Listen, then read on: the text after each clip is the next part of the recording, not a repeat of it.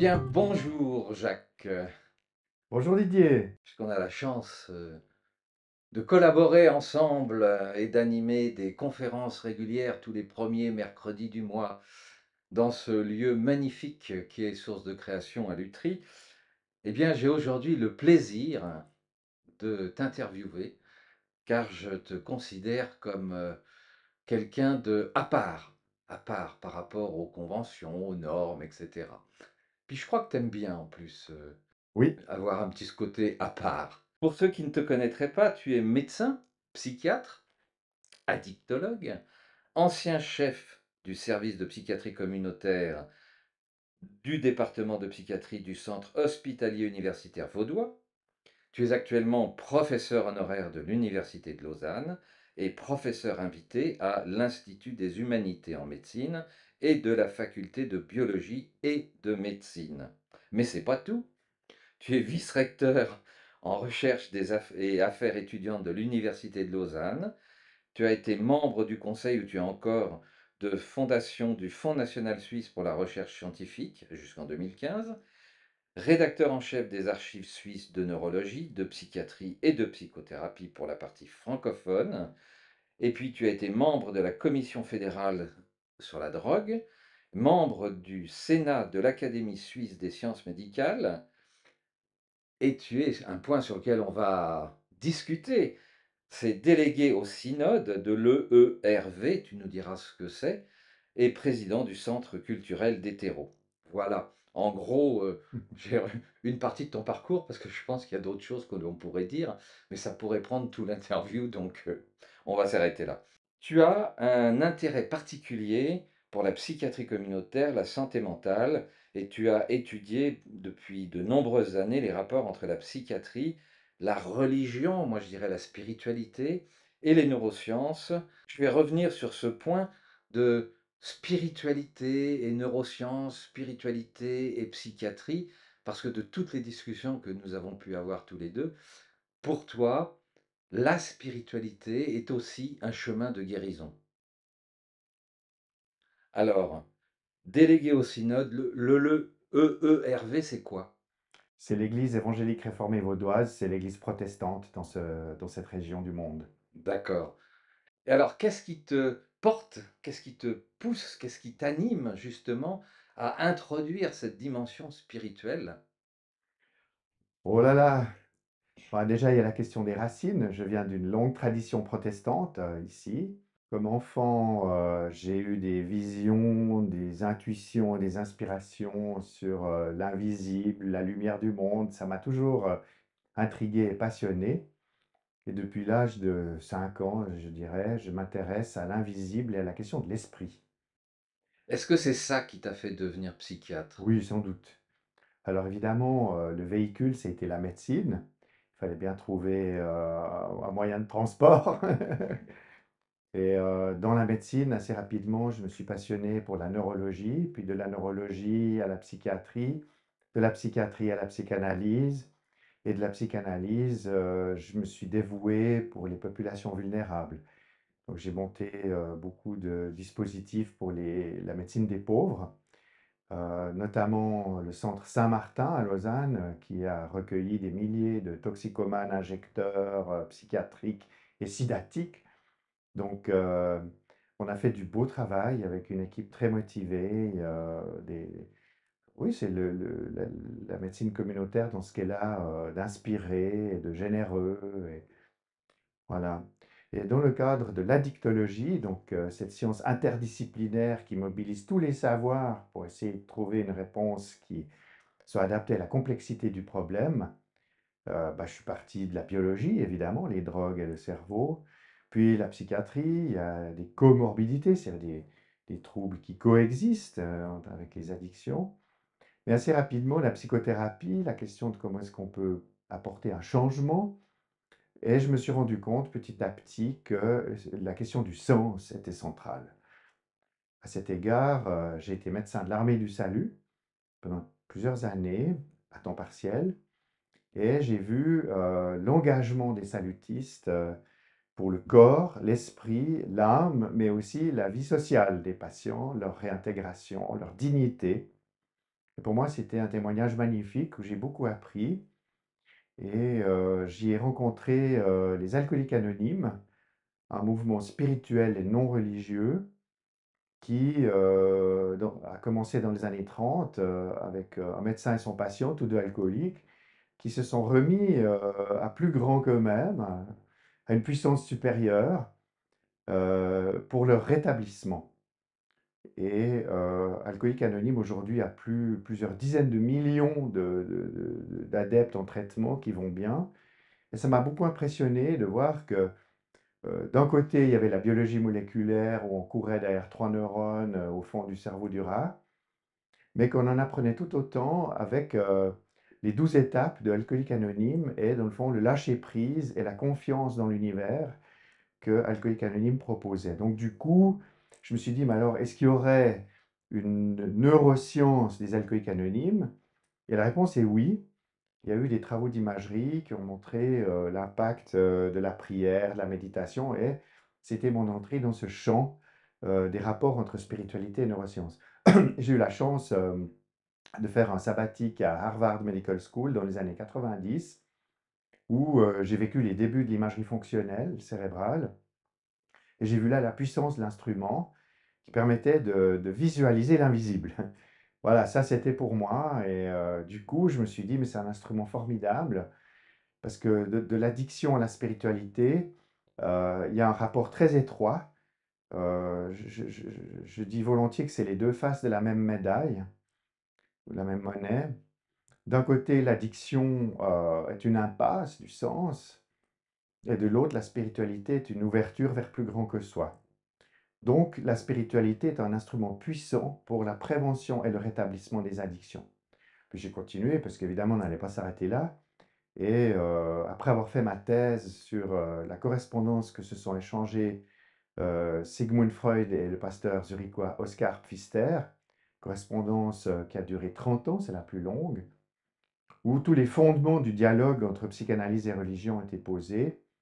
Et c'était suivi par différents pionniers. On peut évoquer ce pasteur Pfister, et puis après le théologien allemand Eugène Drewermann, qui a fait une synthèse entre christianisme, psychanalyse, psychologie des profondeurs. C'est à cette occasion que je me suis passionné pour Carl Gustav Jung, notre compatriote, et ça m'a pris une bonne dizaine d'années pour me former à la psychanalyse jungienne en autodidacte, parce que c'est une forme de psychanalyse qui n'est pas agréée dans les facultés de médecine en Suisse. Elle est vécue comme, on va dire, marginale. Donc, du coup, voilà, j'étais dans mon élément. Le salut vient des marges, dit le poète. Mais surtout, j'y trouvais tous les ingrédients dont j'avais besoin pour créer un lien entre science et spiritualité. Il peut y avoir une science de l'esprit qui est plus grande que celle du cerveau ou de la psychologie. Et la question de l'inconscient collectif, la question du Dieu inconscient, euh, la question de ce qui nous transcende et de ce qui nous traverse sont des questions qui ont habité les humains depuis toujours, et Jung était un investigateur de génie sur ces questions. Alors ça m'a amené à toutes sortes d'autres découvertes plus tard, notamment il y a deux rescapés d'Auschwitz qui m'ont marqué. Il y a Antonovsky, un sociologue médical qui a observé la vie dans les camps et qui en a tiré la conclusion que les humains ont besoin de sens et de cohérence. Cette cohérence permet d'aligner le somatique, le psychique et le spirituel, et d'être droit dans ses bottes, d'avoir un sens dans la vie. Et c'est générateur de ce qu'il a baptisé lui-même la salutogenèse. La salutogenèse se concerne avec l'étymologie latine à la fois salus en tant que santé, mais aussi salus en tant que salut. Et la salutogenèse, c'est le concept génial qui a créé, dans le fond, la promotion de la santé. Les médecins sont obsédés par les causes des maladies, s'intéressent beaucoup moins aux attracteurs de santé dans l'avenir du patient. Et je me suis passionné pour le solutionnisme, la salutogenèse en psychiatrie, sur des populations de patients pour lesquels on n'avait pas grand-chose à offrir. La schizophrénie chronique, l'autisme, les graves troubles de la personnalité, les addictions actuellement. sont des champs dans lesquels la médecine était pauvre. Et il a vraiment fallu créer cette transversale de la dictologie interdisciplinaire pour utiliser tout ce qu'il y avait à disposition pour venir au secours de ces populations vulnérables et abandonnées par la médecine finalement. Quand tu parles de population vulnérable, à cause des drogues, à cause de l'alcool, à cause, du tabac, à cause d'un certain nombre de facteurs. Est-ce qu'on ne peut pas dire aujourd'hui qu'une grande partie de la population est vulnérable à cause de la peur, à cause du stress, à cause de la matérialité, et cetera? Est-ce que à ce moment-là, tout ce que tu as travaillé, ce que tu as développé pourrait en fait s'appliquer à beaucoup plus grand que ces soi-disant addictions très spécifiques? Alors les addictions pour moi, ça a été le socle, la safe base comme disent les Américains. Là, je suis sûr de ce que je dis, de ce que je fais, de ce que j'ai observé, de ce que j'ai soigné. Là, j'ai vraiment un capital confiance qui est très grand. Donc j'ai pu m'appuyer sur ce que je sais des addictions pour m'intéresser à l'humain plus en général. Et effectivement, tu as raison d'évoquer que nous sommes tous vulnérables. Déjà, quand on quitte le ventre maternel, ça commence très mal. Et ça va aller de pire en pire.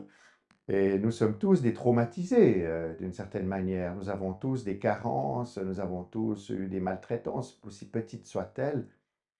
Et oui, je crois que la condition humaine fait que la vie est imparfaite et que nous sommes sur un chemin entre l'inaccompli et l'accompli. C'est une voie mystique qui ne me fait pas peur parce qu'elle est compatible avec la vision scientifique que nous sommes dans un monde évolutionnaire.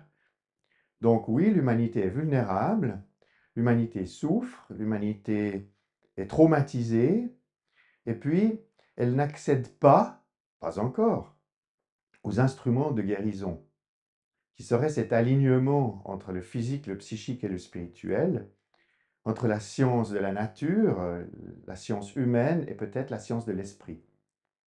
Donc, j'ai toujours cherché cette cohérence, cet alignement, et je dois dire que je n'ai jamais quitté cette ligne et que je suis droit dans mes bottes et je suis le capitaine de mon âme. Le fameux poème que Nelson Mandela récitait et a récité pendant 27 ans en prison Voilà. pour bien ancrer. Et alors, le capitaine de son âme, ça ne veut pas dire capitaine de son ego. Surtout pas, surtout pas. Alors ça, c'est le grand avantage d'avoir passé par la psychanalyse, c'est qu'évidemment, j'ai beaucoup travaillé avec les patients dont je me suis occupé, des pathologies psychopathiques, narcissiques, enfin tout ce qui fait qu'on est malade de manière égotique, on n'accède pas à l'altruisme, il y a un défaut d'empathie, enfin tout ça, évidemment, je l'ai beaucoup travaillé. Est-ce que Et ce sont, ce que tu viens de dire justement, le fait de ne pas accéder à l'altruiste, le défaut d'empathie, c'est pas un peu le mal oui, actuel? certainement, parce que le matérialisme dans lequel nous sommes désespérément plongés nous coupe de ce que les peuples premiers savaient très bien. C'est que les alchimistes disaient unus mundus, le monde est un. Nous sommes dans une totalité, disait Carl Gustav Jung. Il ne faut pas chercher la perfection, Carl Gustav disait, il faut chercher la totalité. Je demandais souvent à mes étudiants où est l'esprit. Alors en général, un brave étudiant s'est dévoué, on me dit il est dans le cerveau. C'est très bien, c'est très bien. Et où encore? Alors un autre étudiant, en général une fille, disait oui, bon, bah, peut-être dans le corps. Je dis bravo, très bien. Pour faire un esprit, il faut un corps. Pour pleurer, pour aimer. Oui, et où encore? Alors là, c'était plus difficile pour les étudiants en médecine et je leur amenais la vision que pour faire un être humain, il faut un langage, il faut des relations, il faut une culture. Donc, il faut une humanité, il faut une planète, il faut un univers. Donc, pour un seul être humain, il faut la totalité de l'univers et le grand mystère, c'est que chaque être humain représente une singularité. Donc, voilà les grands mystères auxquels je me suis frotté toute ma carrière. Si tu dis que chaque être humain représente une singularité, si j'ose interpréter tes propos, ça signifie que plus nous sommes différents les uns les autres, plus nous développons de richesses ensemble. C'est exactement ça. Le bonheur n'est pas au supermarché. En allant vers soi-même, disent les sages du premier millénaire chrétien, plus on va vers soi-même, plus on s'approche de Dieu. Mais soi-même au sens de Jung, c'est-à-dire il s'agit bien de l'individuation. Et il s'agit bien de comprendre le rapport entre le soi et la totalité. Voilà ce que la psychanalyse jungienne a de plus fort que la psychanalyse freudienne, qui elle-même a des vertus, hein, parce qu'elle nous a quand même aidé à comprendre, Ça a ouvert les portes. ah oui, l'inconscient sexuel, pour comprendre le narcissisme, enfin toutes ces choses-là, bah, la psychanalyse freudienne est très utile. C'est un marchepied pour Jung, et Jung est peut-être un marchepied pour aller plus haut. Je vois ce que tu veux dire. Avec, notamment cette fameuse histoire que Jung raconte par rapport au hanneton ou au scarabée. Voilà, L'histoire du scarabée, qui vient gratter la fenêtre. absolument. Le patient raconte un rêve où il a vu un scarabée un grand scarabée qui pousse une boule de quelque chose. Et Jung lui explique qu'il s'agit là d'une vision de dieu égyptien, parce que le scarabée représente le dieu Ra, qui pousse la boule solaire entre ses pattes. Donc c'est une des figures d'Horus, Ra, Amon. Et à ce moment-là, il y a effectivement un vrai scarabée qui vient gratter derrière la fenêtre de la consultation. Ça, c'est une synchronicité exemplaire. Mais j'en ai vécu de très nombreuses dans ma carrière et je suis convaincu que la synchronicité ouvre une fenêtre sur un rapport différent au temps. Et je suis convaincu, je réfléchis actuellement de manière assez approfondie à la question du temps qui nous dépasse, du temps vertical, c'est-à-dire le grand temps, celui qui, dans le fond, s'est déployé avec le Big Bang. Oui, l'univers, oui, bon, ben voilà, c'est une particule qui se déploie, mais dans le fond, tout est lié au T0, et dans le fond, l'espace-temps, c'est une seule et même chose. Est-ce que tu veux dire que la synchronicité, par rapport à tout ce que nous venons d'échanger, serait, entre guillemets, un petit peu réservée aux gens qui ont cette dimension ou cette ouverture spirituelle et qui sont capables de capter les messages de l'invisible? Oui, je pense que il faut avoir une grande ouverture au monde, à l'univers, à la conscience, qui est bien plus grande que ce qu'on peut imaginer. Je pense comme scientifique qu'il faut beaucoup d'humilité, une vertu peu répandue dans les universités, et que, il faut être bien conscient des limites de la science pour accéder à un monde plus grand. Qui offrent des réponses. Alors, après, c'est des questions de foi. Mais la foi et la science ne s'opposent pas. On peut être scientifique et mystique. Et la science s'occupe des comment, elle propose des modèles finis, déterminés, et la métaphysique propose des intuitions, des visions dont nous sommes capables aussi, parce que le cerveau a plusieurs fonctions, hein. Il y a les fameuses histoires d'hémisphère gauche-droite, mais pas seulement, il y a aussi tout ce qui est frontal, temporal, limbique, et ainsi de suite. Donc le cerveau est un univers à lui tout seul. C'est les intuitions de Leibniz ou de Spinoza, c'est que dans le fond, chaque être humain est un microcosme. Tout l'univers est contenu dans un seul cerveau. L'univers du cerveau est un univers qui représente l'infiniment complexe. Je crois qu'il y a trois infinis.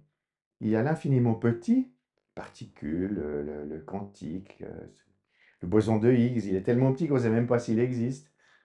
Et puis l'infiniment grand, qui est peut-être pas aussi infini qu'on pense, peut-être que l'univers est fini, peut-être qu'il y a un nombre infini d'univers, ça c'est une autre question.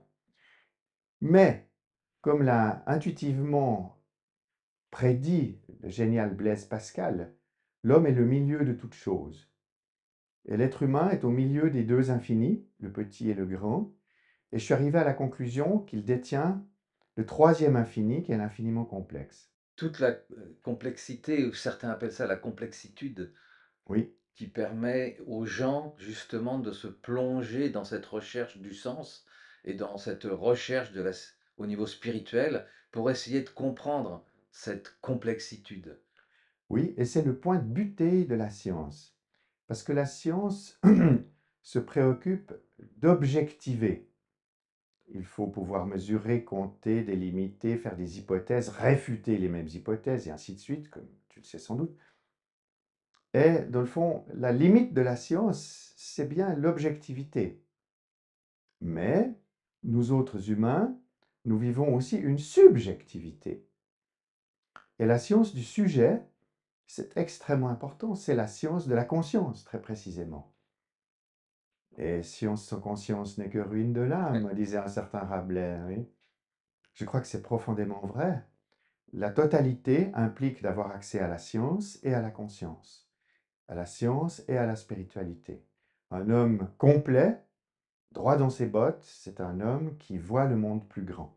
Est-ce que d'après toi, et avec toutes les expériences que tu as ou les histoires que tu pourrais nous raconter, on peut dire que la spiritualité peut soigner des égos blessés ou des égos malades?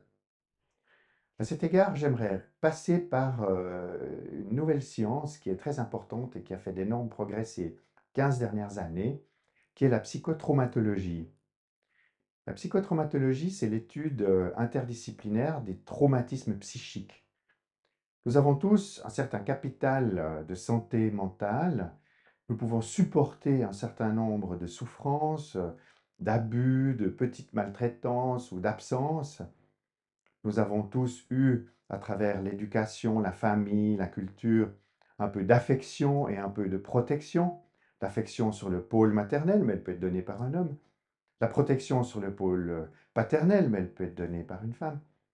Et dans le fond, ce capital de santé mentale nous protège des micro-traumatismes de la vie habituelle. Mais si il y a effraction, que l'abus est trop fort, que la carence est trop violente, alors il y a cette blessure psychique, un peu de même que la rétine peut regarder le soleil un petit moment, mais pas trop longtemps, parce qu'après elle est brûlée. De même, on peut regarder la mort en face, mais pas trop longtemps, parce qu'après, on est brûlé. Et les grands psychotraumatisés, les premiers, sont quand même des gens qui ont vécu des catastrophes personnelles, des viols, des tentatives de meurtre, et ainsi de suite. Plus petit à petit, on a vu que des plus petits traumatismes, notamment cumulatifs, peuvent aussi jouer ce rôle. Donc, la question du traumatisme, elle est très importante parce qu'elle participe à un diagnostic de vulnérabilité particulière chez certaines personnes qui peut être investigué et surtout qui peut être traité. Et une des grandes questions que se posent les psychotraumatisés, c'est pourquoi moi? Pourquoi moi j'ai été braqué dans cette banque? Pourquoi moi j'ai été violé au coin de cette rue? Et le pourquoi moi est un grand mystère. Et c'est une blessure psychique parce que c'est incompréhensible. Le monde est imparfait, la notion d'accident nous dépasse et la spiritualité nous aide à donner du sens, à recouvrir notre âme. Et c'est la technique chamanique, hein. C'est l'extraction d'esprit et le recouvrement d'âme. Les chamans sont spécialistes du trauma à leur manière. L'extraction d'esprit, c'est se détourner de ce qui nous a blessés, peut-être l'extraire dans la mesure du possible, ou en tout cas s'en détacher. Et le recouvrement d'âme, c'est aller vers plus grand que soi. Et voilà un mouvement salutogénétique dans le chamanisme. Donc les peuples premiers ont cette intuition que il y a un rétablissement possible. Euh, la santé mentale fait l'objet d'une plasticité. Et ça, c'est tout l'espoir que peut avoir un psychiatre psychothérapeute en l'occurrence. C'est que le cerveau est plastique. Ça veut dire que les connexions synaptiques s'adaptent à l'environnement, à la culture. Et en anglais, on dit neurons who fire together, wire together. Donc les neurones qui dialoguent entre eux se connectent finalement. Et ça laisse de la trace. Donc du coup, l'expérience spirituelle, ça laisse de la trace. On peut donner un exemple qui est bien connu aujourd'hui.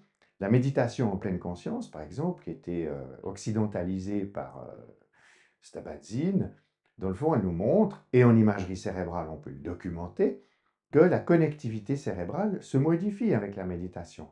On devient plus autonome, et affectivement et cognitivement, plus souple et plus résilient. Et ce sont des encouragements très forts pour relier la médecine somatique, la médecine psychiatrique et la psychothérapie. Évidemment, le spiritual care arrive en dernier. Il n'est pas encore entré dans toutes les mœurs, mais j'ai eu la chance depuis plusieurs années d'introduire la santé spirituelle à la faculté de médecine, notamment suite à ma rencontre publique avec le Dalai Lama en 2013, où je lui ai posé la question des trois ordres de la médecine.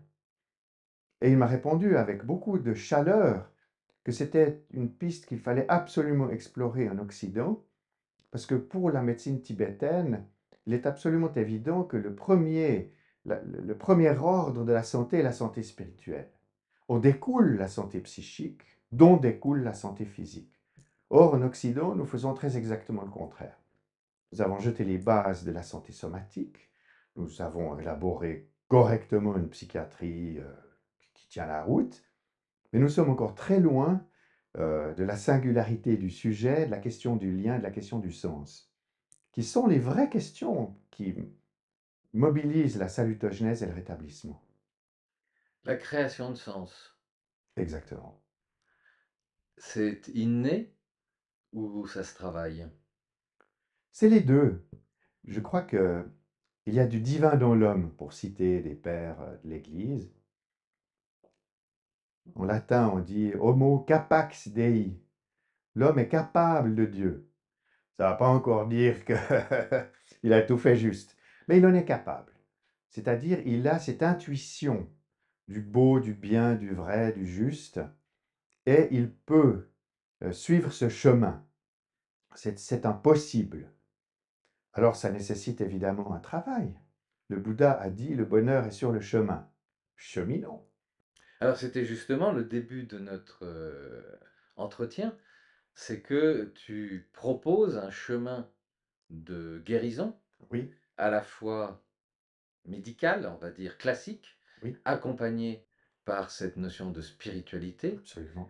Mais n'oublions pas que tu as été membre de la commission fédérale drogue et tu es un des rares à être autorisé à utiliser une drogue ou certaines drogues pour accompagner justement des gens qui ont eu des blessures ou qui ont des addictions extrêmement graves.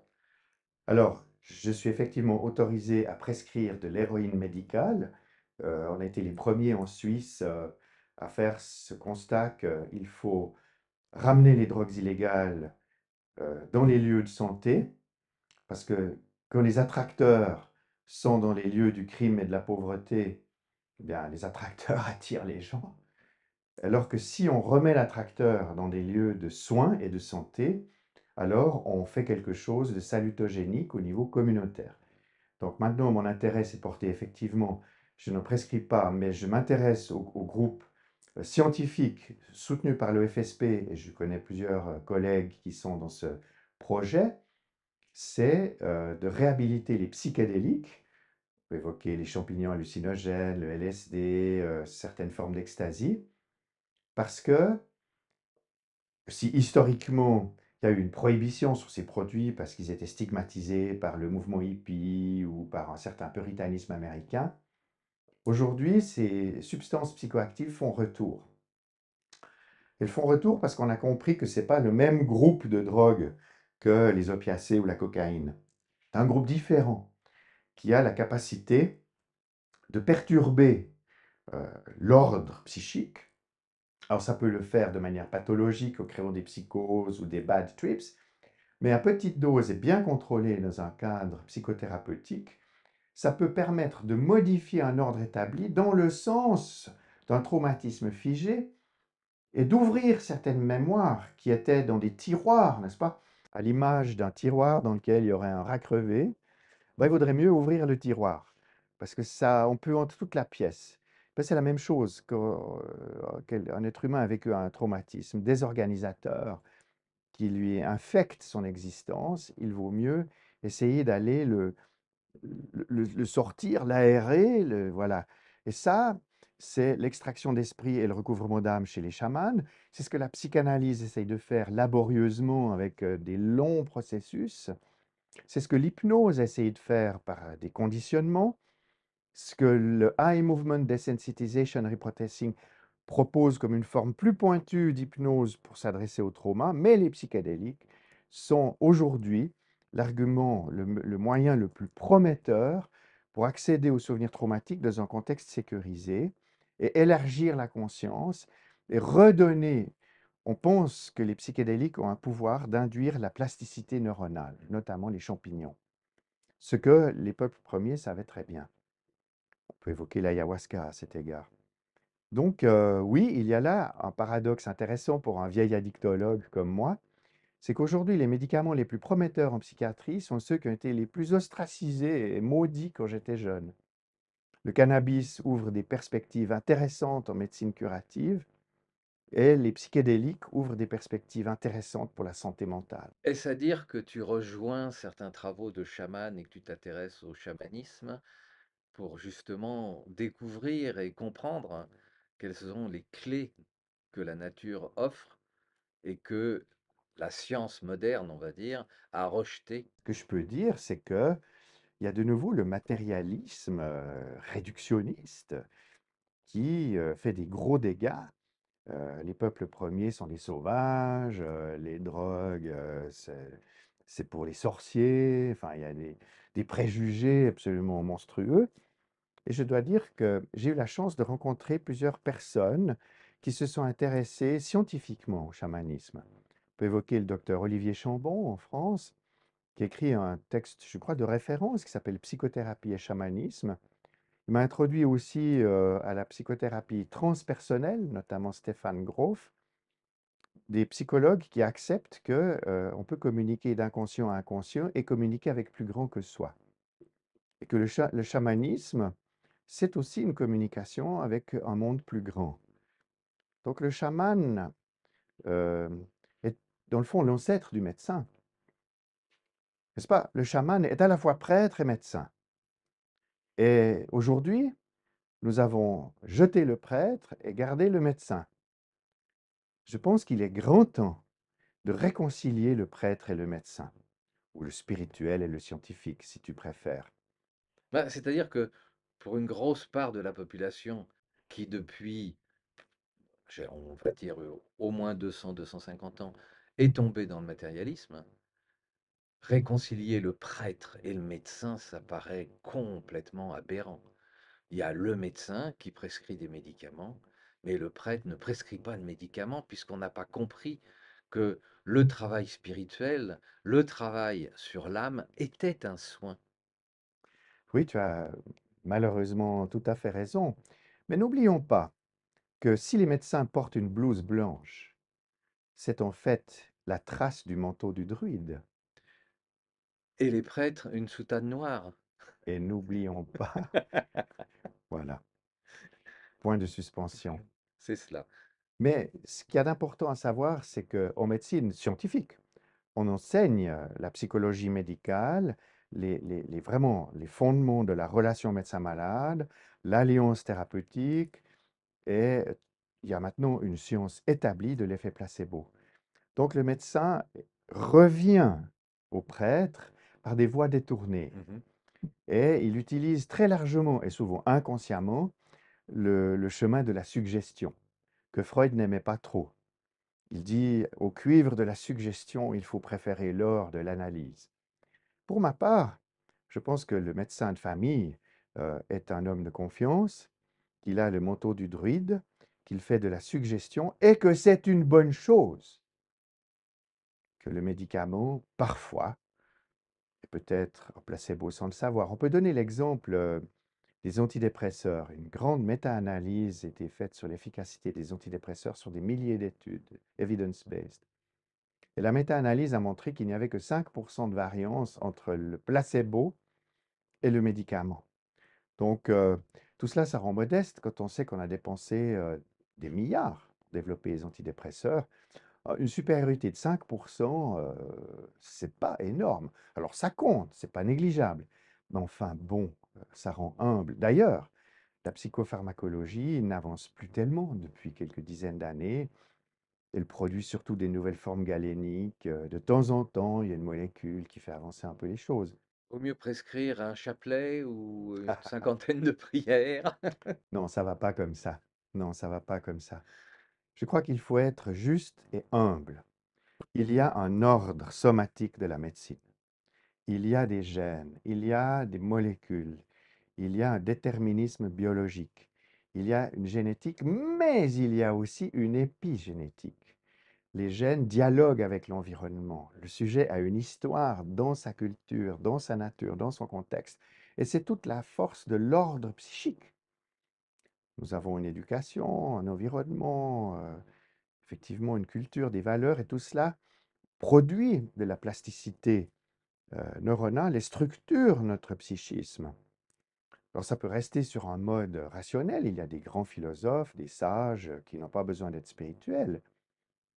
Socrate, par exemple, est un bon exemple d'un sage. Mais souvent quand même, euh, les sages sont inspirés. Ils ont des intuitions. Et l'intuition est une dimension de l'appareil psychique qui n'est pas étudiée en psychiatrie, en psychothérapie. Elle est souvent laissée aux bonnes femmes, c'est dit avec mépris, alors que la femme a beaucoup plus d'intuition que l'homme et que c'est probablement avec les femmes qu'on a eu les plus grandes découvertes sur la sacralité, sur... C'était le point sur lequel j'allais Ah oui, rebondir, eh ben, justement. j'espère.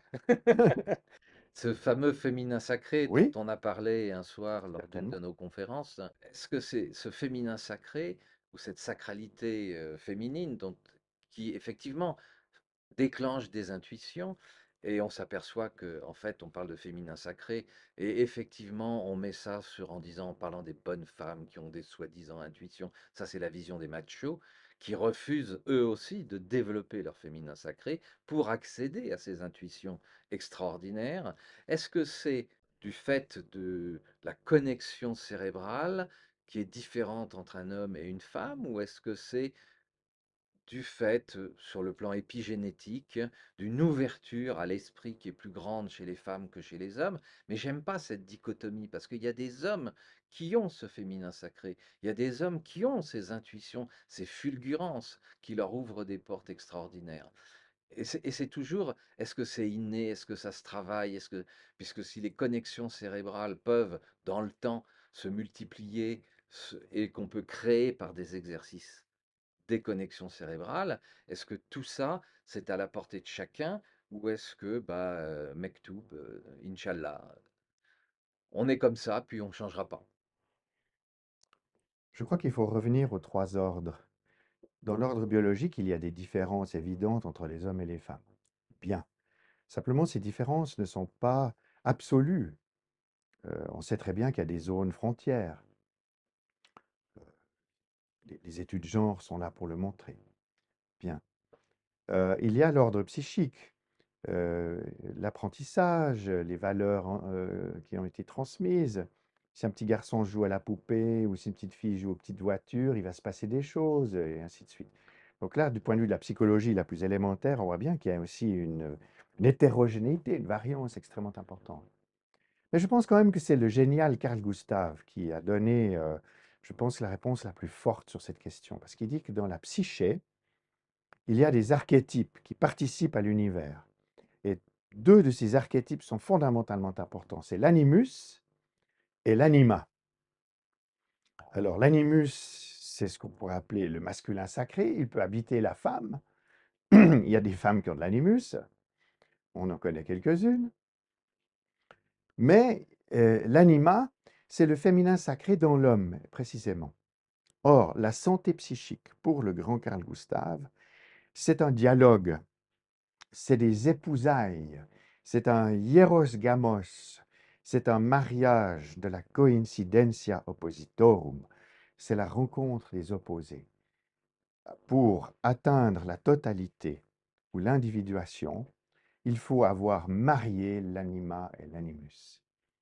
Oui, le processus d'individuation, c'est vraiment la réconciliation entre l'anima et l'animus, l'acceptation. exactement. Mais c'est toujours le problème de l'humain, l'acceptation de nos différences, Mais ça va le plus loin. mariage de nos différences. C'est ça. C'est-à-dire que ça va plus loin.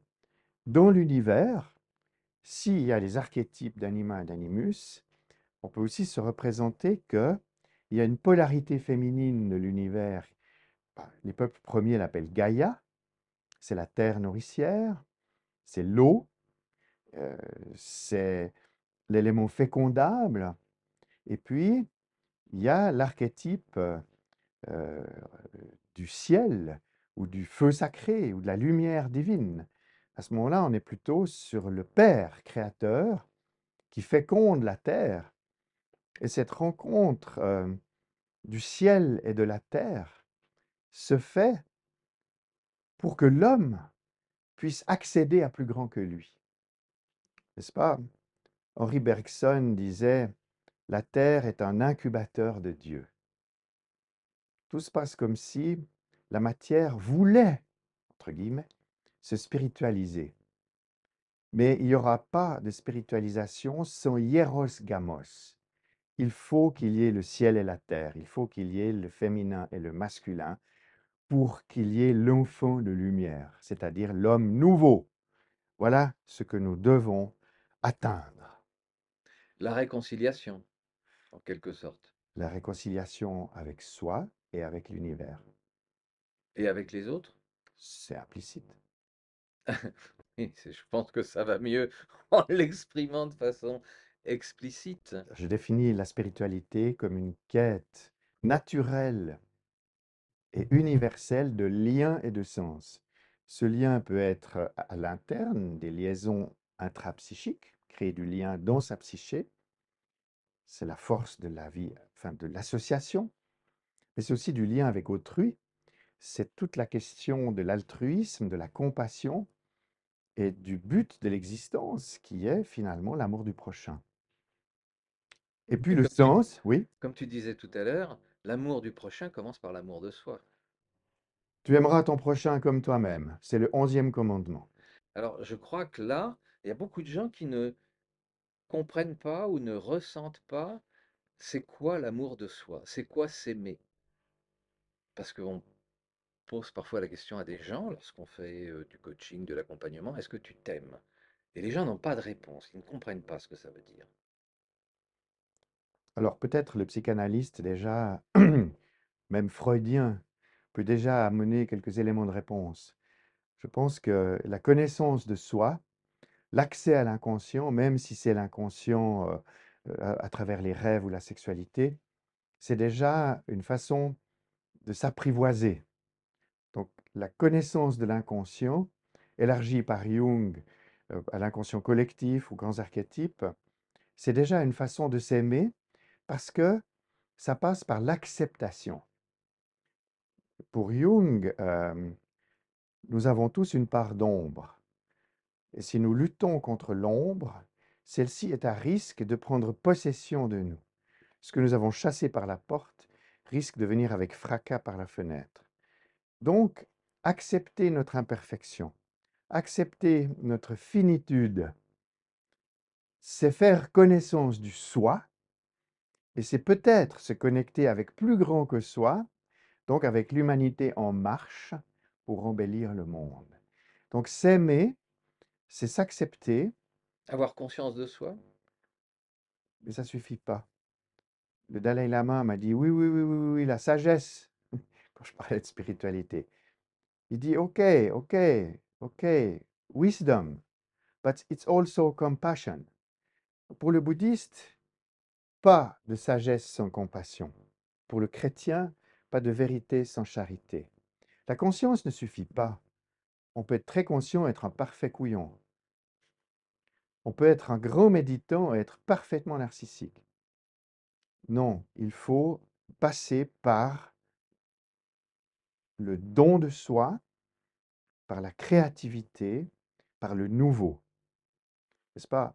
Si nous sommes dans un univers évolutionnaire, alors nous faisons partie de l'évolution. Nous avons une responsabilité. Nous sommes, d'être des créateurs, nous sommes des co-créateurs. absolument. Très souvent, des gens disent: «J'ai une idée», mais en fait, la même, existe peut-être dans le monde et ça lui a été soufflé par le souffle de l'univers. Pourquoi pas? Oui, Elle aura peut-être une autre forme puisque nous avons tous notre singularité. qui est en train de disparaître, avec le temps justement, puisque chacun veut ressembler aux autres et à tout le monde. Alors ça, c'est une des formes de fin du monde. C'est l'intelligence artificielle, la robotisation de l'humanité, la production du même. On pourrait se représenter le diable comme une force de répétition. Les patients, quand ils sont aliénés, on dit en démonologie possédés, mais c'est la même chose. Ils sont pris dans l'ornière de la répétition. Tu vois, les troubles obsessionnels, les addictions, les perversions. Faire du même. Non, le salut vient de l'autre, avec A majuscule. Et c'est bien ça, la capax Dei. C'est cette capacité d'être co-créateur et de faire du nouveau. Et de poser des actes. Pas seulement s'aimer soi-même. C'est bien gentil, d'accord, c'est bien, c'est bien, c'est bien. Enfin bon, on s'aime soi-même, puis après on s'emmerde un peu, hein. Où on tombe dans le narcissisme. Et puis alors des gourous narcissiques, il y en a quelques-uns, hein. Facebook en est plein, oui. Et puis la mégalomanie est pas loin non Oui, plus, non parce que plus. là, heureusement que je suis psychiatre, parce que là, ceux-là, je les dépiste. Comment tu vis, après tout ce qu'on vient d'échanger, quelles sont tes émotions? Qu'est-ce que tu ressens justement de ce chaos que nous vivons, qui est une transformation peut-être salutaire? Comment tu vis ça au fond de ton âme et au fond de ton cœur? Je me sens engagé, avec mon intelligence et mes actes pour aider mon prochain, ça c'est ma carrière, Oui, et pour embellir le monde, ça c'est mes travaux actuels, donner du sens, créer du lien, peut-être apporter quelques pistes à mes contemporains, en disant que la spiritualité n'est pas incompatible avec la science, que la méditation, la prière, la sagesse des peuples premiers et la religion salutogénétique peut apporter quelque chose. Je pense que la spiritualité n'a pas besoin d'être religieuse, absolument. mais je pense qu'il y a des religions qui peuvent être spirituelles. Et personnellement, j'ai beaucoup d'admiration pour le soufisme, par exemple, dans l'islam, qui est absolument génial et inspiré. Évidemment, ce n'est pas les soufis qui vont envoyer leurs avions dans le World Trade, hein, ça Mmh. c'est clair. Donc soyons humbles. Gandhi a dit, chaque homme qui va au fond de sa religion rencontre le fond de toutes les autres religions. Oui, ça doit être ça. Parce que le noyau dur des religions, c'est la spiritualité, c'est la sacralité du monde, c'est le rapport entre la vérité et la charité. C'est ça le noyau dur. Qui effectivement ensuite a été organisé en fonction des régions du monde, des croyances, des sensibilités, des émotions de chacun, et cetera. Et si tu avais une baguette magique avec tout ce que tu sais ou tout ce que tu comprends, qu'est-ce que tu dirais à tes concitoyens? Et quand je parle de concitoyens, ce ne sont pas que les Suisses. Je les encouragerais à me suivre pour embellir le monde, à faire preuve de générosité, de gentillesse, d'humilité, de sérénité, de courage, d'engagement. Oui, d'être des militants pour le nouveau, pour un nouveau monde, parce que le monde tel qu'il est, je suis d'accord avec mes contemporains, il n'est pas très satisfaisant. L'apôtre Paul dit dans une épître que la sagesse du monde est folie aux yeux de Dieu et que la sagesse de Dieu est folie aux yeux du monde. Tout est dit. Donc ne pas tomber dans le côté bisounours, bienveillant, tout est beau, tout est gentil, comme tu disais tout à l'heure, un certain nombre de coachs, gourous, pseudo, psychos de comptoir, comme je les appelle, disent, «Mon Dieu, tout est beau, tout est magnifique», il faut rester quand même réaliste, il faut quand même rester éveillé et bienveillant, mais parfaitement réaliste des dangers qui peuvent tourner autour de nous. Oui, le mal existe. Et je crois que c'est Baudelaire qui a dit que la plus grande ruse du diable, c'est de faire croire qu'il n'existe pas. Oui, il y a l'adversaire, le Shatan. Alors, sa forme moderne, c'est tout ce qui abaisse l'homme. C'est tout ce qui empêche la créativité, la responsabilité et la liberté. Cet adversaire est très puissant et on ne le voit souvent même pas. Donc, On ne s'en rend pas compte absolument, il est insidieux, il est sournois. oui, c'est marrant qu'il s'appelle ainsi Dieu, n'est-ce pas? Ça, c'est le côté lacanien. Absolument. Tu pardonneras. Oui, c'est-à-dire que comme c'est de l'invisible, et alors la tâche, c'est d'aider l'humanité à avoir une plus grande conscience et effectivement exorciser le monde, pour prendre une métaphore religieuse, c'est-à-dire débusquer l'adversaire, le mettre dans la lumière, parce que ce qui avilit l'homme, ce sont les ténèbres. Les ténèbres, elles mènent leur vie. Mais nous pouvons, que nous avons un peu de lumière, nous pouvons diminuer les ténèbres. Et je crois que l'éveil spirituel, le réveil, c'était utilisé comme concept. Il s'agit bien de se réveiller de ce monde souffrant pour avoir une vision, une intuition d'un monde qui serait plus beau, plus juste, plus vrai et plus altruiste et plus aimant. Et si tu avais un conseil à donner, soit des lectures, soit des films à regarder justement pour aider nos contemporains à s'éveiller?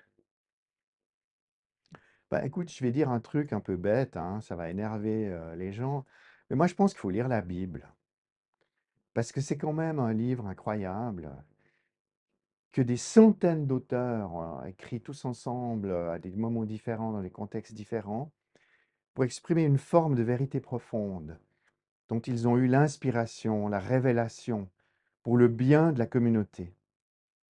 Alors, il y a bien sûr des chapitres plus difficiles, mais lire la Bible avec la psychologie des profondeurs, avec de l'éveil, avec un regard chamanique, eh bien, c'est très riche de sens, de liens, d'expériences d'autres humains, d'autres situations.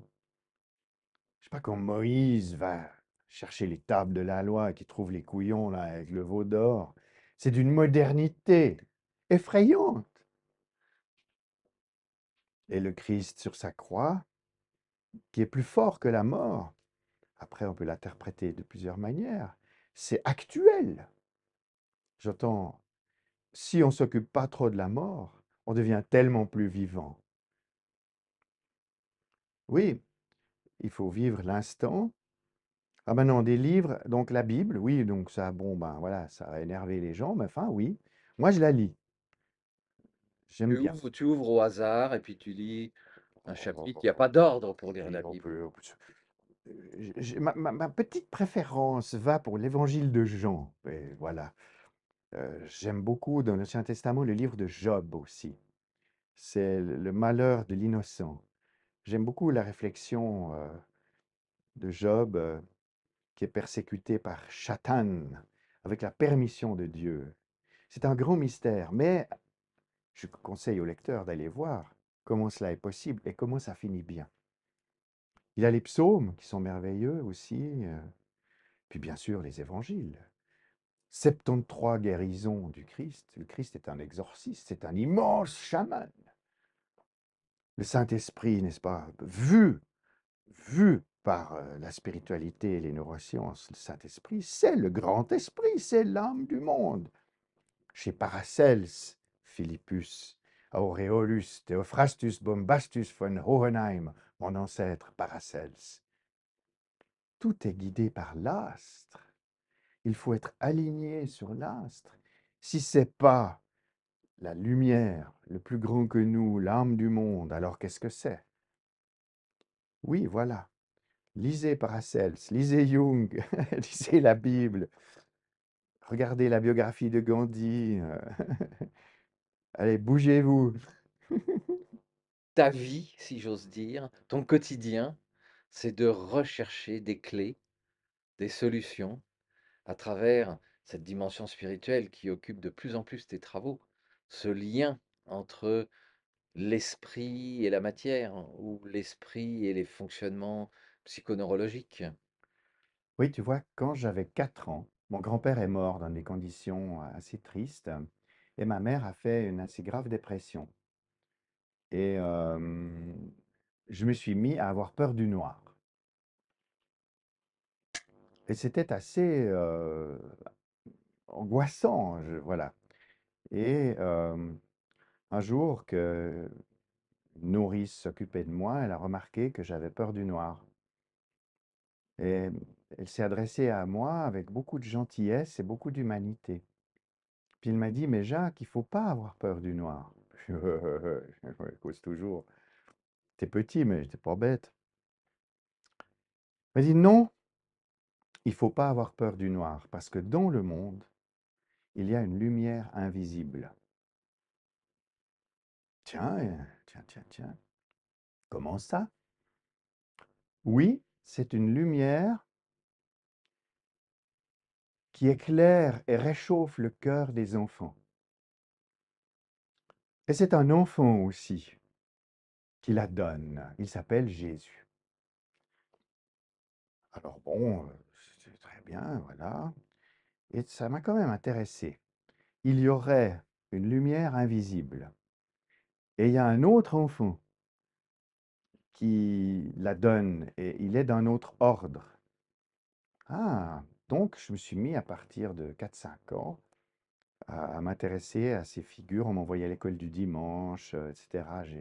Formation protestante. Et je me suis passionné pour les personnages de la Bible, bah, évidemment, Abraham, Isaac, Jacob, voilà, Joseph, et le Pharaon, toute l'équipe, Moïse, David, Goliath, enfin tout ça. Et puis après, le Christ. Et dans le fond, j'ai toujours eu cette intuition qu'il y a du visible dans l'invisible. Et plus tard, j'ai découvert avec les pères de l'Église du premier millénaire chrétien, ils appellent ça l'intelligible. Non pas au sens de l'intelligence, mais au sens que dans l'invisible, il y a des choses qu'on peut comprendre, auxquelles on peut accéder. C'est une grâce divine. Ah, alors j'ai un peu bossé sur les grâces divines. Et toute ma vie était éclairée d'un côté par mon intérêt sincère et rigoureux pour la science et mon intérêt sincère et rigoureux pour la spiritualité. Et un jour, j'ai découvert, je crois que c'est Jean Calvin, le réformateur, qui a dit: la science permet l'émerveillement. J'avais une passerelle. J'avais une passerelle. Calvin a dit: Dieu est comme un soleil spirituel. De même qu'il y a un soleil naturel dans le monde qui donne de la force, de la lumière et de la chaleur, de même dans l'univers, il y a un soleil spirituel dont la force est la volonté, dont la lumière est la sagesse et dont la chaleur est l'amour. Voilà pourquoi je peux être fier parfois d'être protestant. Eh bien, je dirais qu'en fait, tout ce que tu nous as dit, c'est quand même un joli message d'espoir. Dans la situation actuelle, beaucoup pensent que tout est foutu, tout est perdu, tout c'est le chaos, tout s'effondre, etc.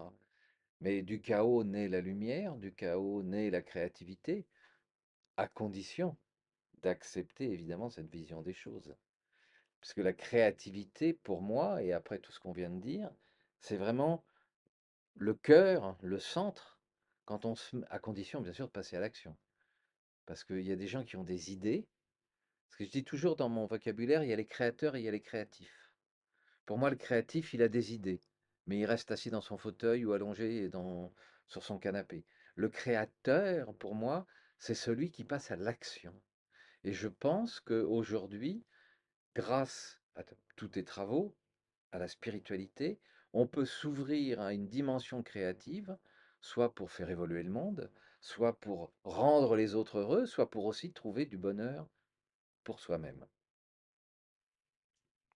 quelle est cette part de créativité que tu as en toi qui t'a permis justement de créer tous ces chemins ou de comprendre tout ça? Il se trouve que je suis fils unique et j'ai toujours eu besoin d'avoir des frères. Et nos travaux récents sur les neurosciences du bonheur nous ont montré que le bonheur est dans les relations et que c'est dans l'action que la compassion s'applique, s'exerce, se déploie. Et si on devait définir le péché, un vieux concept, c'est peut-être toute force vive qui ne porte pas de fruits. Car on reconnaît l'arbre à ses fruits, est-il écrit.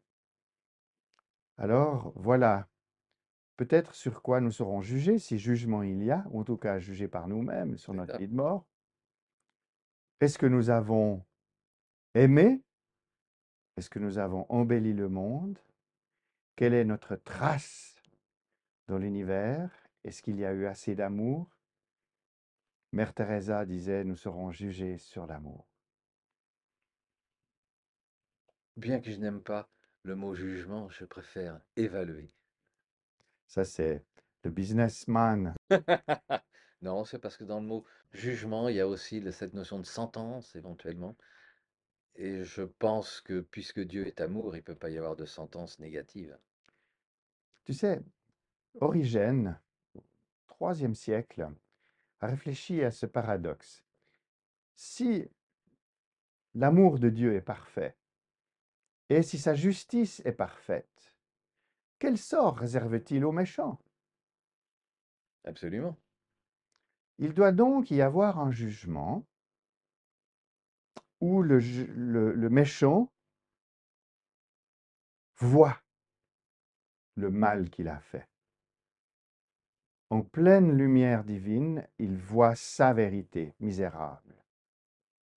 Et alors, une fois qu'il a vu, il est prêt à être pardonné. Ça s'appelle l'apocatastase.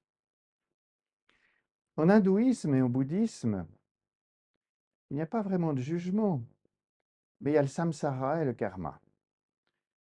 Ça n'est pas très différent, dans le sens où, voilà, ce que tu as accumulé comme beauté, responsabilité, justice et vérité dans ta vie, eh bien, se retrouve dans l'existence suivante, pour de nouvelles aventures.